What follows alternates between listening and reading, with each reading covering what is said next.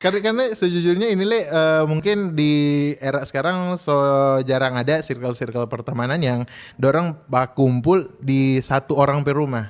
Iya sih, betul. Jarang tuh. Baking mie instan, baca cerita. Aduh, nggak pernah. Gila dah masa-masa itu. Atau sekedar bauni film sama-sama kong di satu rumah dah. Nah, satu betul. potong petamang kong baku janji. Kita bawa ini sekarang senyanda ya. Sekarang bukan senyanda, ada jarang. so jarang. 1/10 mungkin yang betul. begitu. Karena sebanyak tampah-tampah yang dorang mau datang akang tuh. Baking anak muda khususnya dorang circle pertemanan untuk pergi di tempat-tempat yang hits.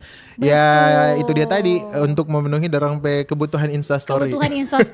Mungkin untuk yang low budget mau liburan cuma di dalam kota, boleh torang salah satunya ngopi. Oke.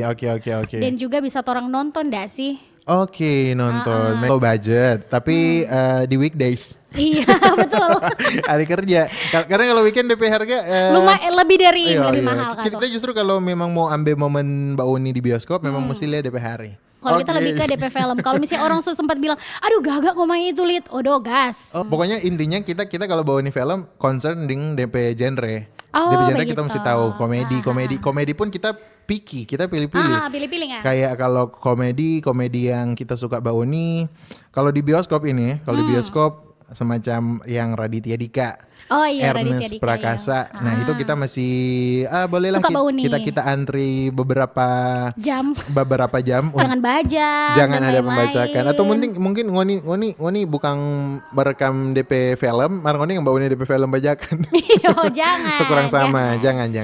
Mau jadi pembajak atau yang nonton itu jangan. Betul. Itu sama-sama salah. Ada undang-undang. Yang legal-legal saja. Karena kan tuh sejujurnya orang kalau mau cerita orang biaya produksi enggak kecil loh. Iya, betul sekali ya. Dan memakan banyak biaya. Betul, banyak waktu juga. Banyak waktu, ide-ide, orang cuman dalam waktu berapa jam ambil bajak ya dan jual. Jangan ya deh, iya. Jangan.